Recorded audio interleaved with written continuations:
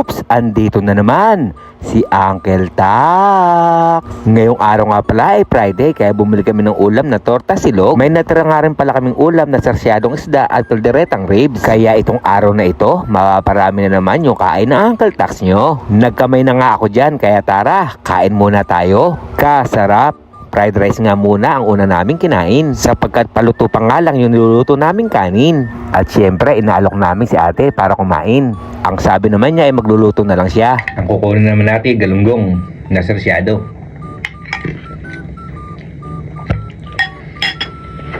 Syempre magkakamay tayo dyan.